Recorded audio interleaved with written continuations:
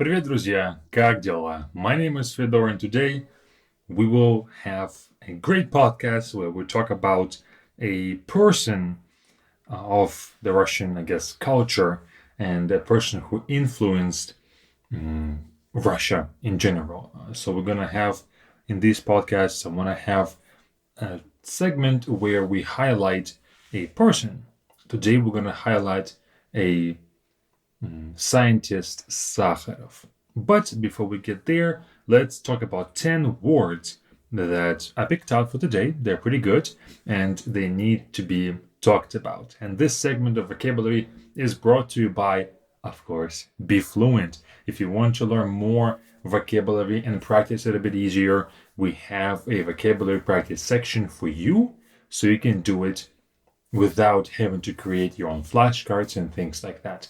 And our vocabulary section is designed to serve you long term so that you can study vocabulary long term.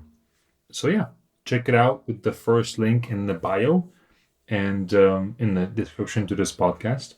So, yeah, join us. We have a 7-day free trial. First word, настроение. Настроение is mood or emotional state. In English, we kind of use the word mood, but it's very rare. It's almost never used, I put it that way. But in Russian, настроение is used a whole lot. And this word describes how someone feels emotionally right now. It's not about thoughts or opinions, it's about feelings. Happy, sad, angry, calm, things like that. And some examples. Сегодня у меня хорошее настроение. I'm in a good mood today. I don't really say this a whole lot in English. I'm in a good mood.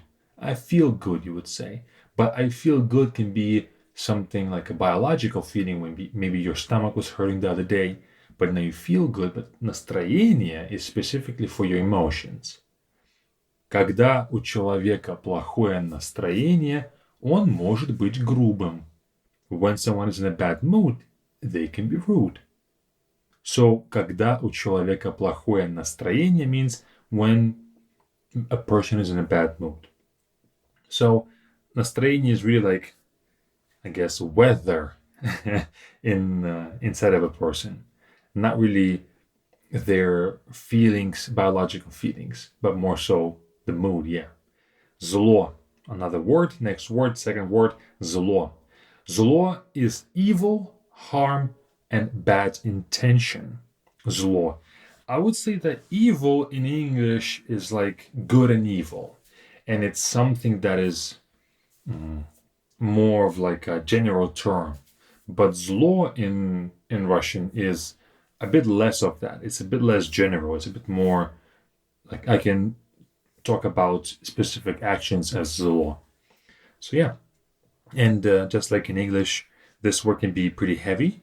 And we do talk about добро и зло, good and evil, with this term as well. And here's some examples, how it can be used in context.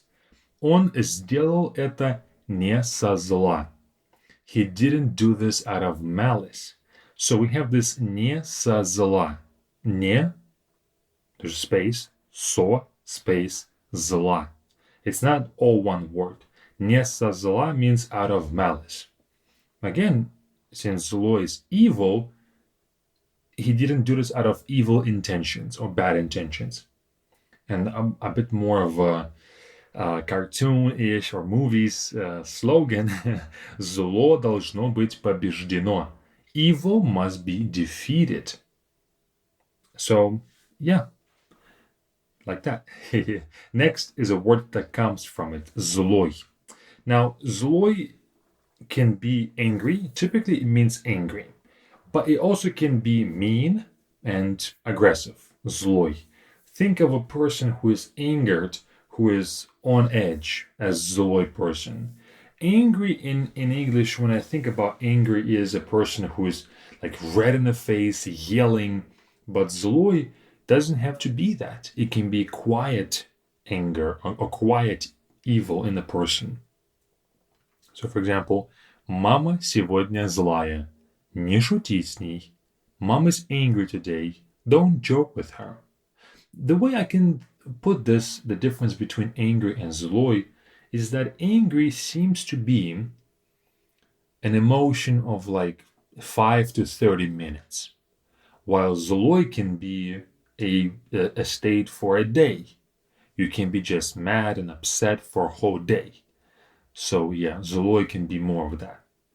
Это был злой человек. This was a mean person. This was an evil person. So, yeah, like that. Next, просьба. Просьба is a request. Просьба is a request for somebody to do something. Просьба. So it's not like a question. So, можно к тебе с просьбой. Can I ask you for something? Can I come to you with a request? So, просьба is that request. Она выполнила мою просьбу. She did what I asked. Or, she completed my request. Next is a verb that comes from that is просить. Просить is to ask for something, for a favor, not a question. Просить. If you wanted to ask a question, that would be спросить with a s in the beginning. And so it's favor, help, and things like that. Я прошу прощения is a common phrase with this word. So I ask for forgiveness. So it's not really, let's say, it's not a favor, but you kind of request forgiveness. Я прошу прощения. Он попросил воды. He asked for water. So as we can see, просить, in fact, I didn't mention this. I said it's asking for a favor. This can also be a request for an object too. So он попросил воды. He asked for water. Next word is польза. Польза is benefit, usefulness, something good for you. Польза. So польза is an actual point of utility of something. So it maybe food can bring польза. Good actions can bring польза. It's not like you do польза. No, it's something that other actions can bring. For example, here are some questions. Фрукты приносят пользу здоровью. Fruit is good for your health. But word to word, фрукты приносят, fruits bring, пользу здоровью, usefulness or benefit for health. So fruits carry benefit for your health. Another example, нет пользы в спорах. There's no benefit in arguing. There's no usefulness in arguing. Next word, подготовка. As you probably know, готовить is a great word, a great verb in Russian, but готовить means to cook, to prepare. But подготовка as a noun means preparation, getting ready for something. Подготовка. Подготовка к свадьбе заняла месяц. Preparation for the wedding took a month. Хорошая подготовка – ключ к успеху. Good preparation is the key to success. Подготовка – great one. Then we have поздравление. Поздравление is celebratory message. We don't really say it in English, but celebratory message. It's think of it as like congratulations. Is what you say to congratulate someone. Let's say you say a few sentences when you want to say congrats. That whole speech would be поздравление. For example, он получил поздравление от коллег.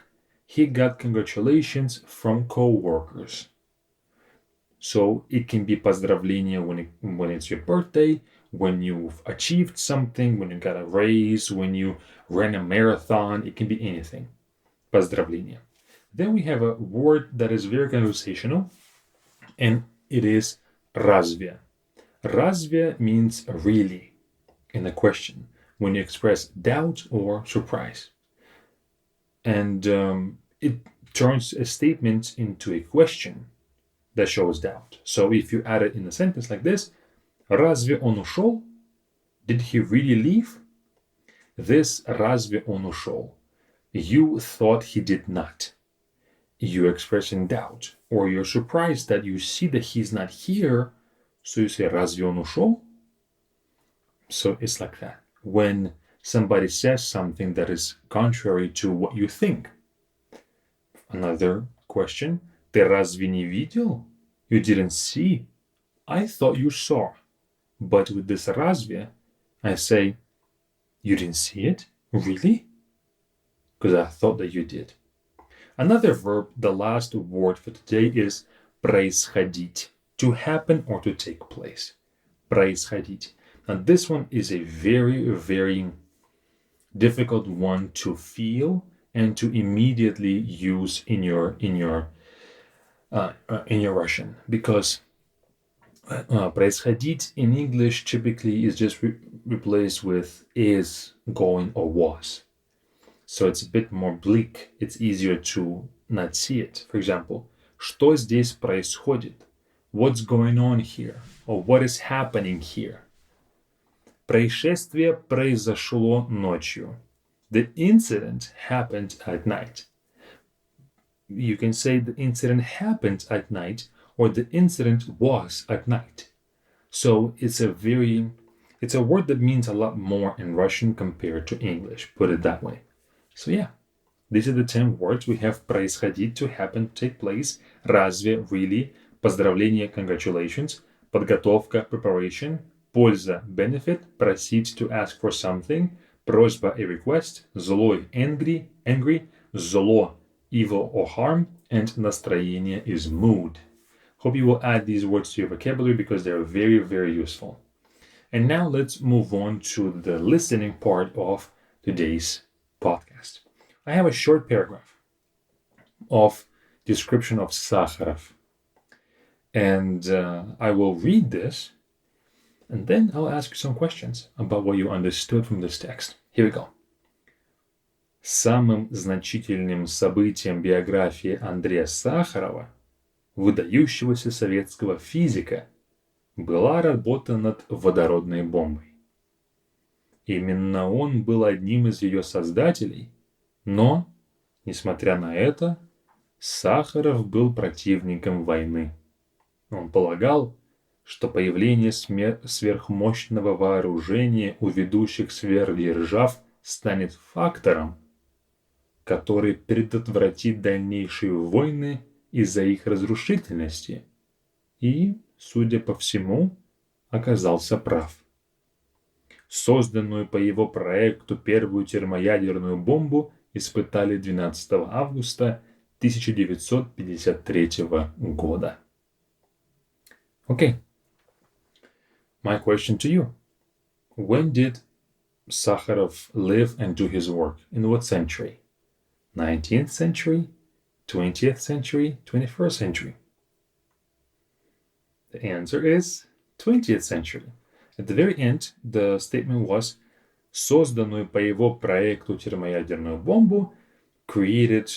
Actually, I'm not going to translate this. I'm going to explain the answer because I think I might give some spoilers out. Here we go. Next question. Who was Sakharov?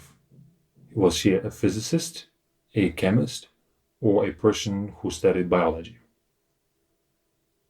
He was a physicist because he studied physics. And what was Sakharov's main creation? Was it the theory of relativity? Was it a nuclear bomb? Or was it discovering a certain pattern in the stars? It was, of course, a nuclear bomb. So now let's translate this text and see where the answers were. Самым значительным событием биографии Андрея Сахарова, the most significant event of the biography of Andrei Sakharov, выдающегося советского физика, a renowned Soviet physicist, была работа над водородной бомбой, was work on thermonuclear bomb. So we have a few of interesting words here. Самым значительным событием, the most significant event. Now, of course, this is a lingo of more like biographies like this one, but it can be used in any other context, really. Выдающийся. Выдающийся means an established or a famous or accomplished. And была работа над was a work on something. So whenever you work on something, that's работа над. Kind of like to work above. Над means above. Именно он был одним из ее создателей. Indeed, it was him who was one of the creators of it, of the bomb. Но, несмотря на это, but despite that, Сахаров был противником войны. Sakharov was against war. Противник was an enemy of war. So he was an enemy against the war. So he was not for it. Он полагал, he believed, что появление сверхмощного вооружения, that the appearance of above powerful or ever so powerful weapon у ведущих сверхдержав станет фактором, that the appearance of this weapon in leading superpowers, the country's superpowers, will be a factor, который предотвратит дальнейшие войны, that will stop further wars из-за их разрушительности, because of their destruction or potential destruction. И, судя по всему, and as it seems to be, оказался прав, was right. Созданную по его проекту первую термоядерную бомбу испытали 12 августа 1953 года. The first thermonuclear bomb that was made on by his project was tested on the 12th of August of 1953. So there were your answers right here. And so we have a few words here. Он полагал, he believed, or he assumed, and судя по всему means judging by everything, word to word, but судя по всему means apparently. Оказался прав, turned out to be right. Прав means right. You might know the word правый, right, like an actual left versus right kind of a word, but прав is also a word that means correct. And that is it. So here's some listening practice for you. I hope you were able to understand everything. Let me read it one more time. Самым значительным событием биографии Андрея Сахарова, выдающегося советского физика, была работа над водородной бомбой. Именно он был одним из ее создателей, но, несмотря на это, Сахаров был противником войны.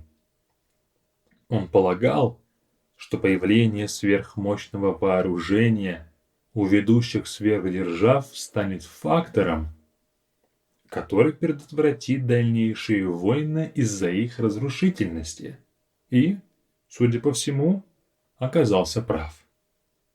Созданную по его проекту первую термоядерную бомбу испытали 12 августа 1953 года. That is all. Hope you've learned something here today, and join Be Fluent, like I said, to continue your learning. And I'll see you all in the next podcast. Пока-пока.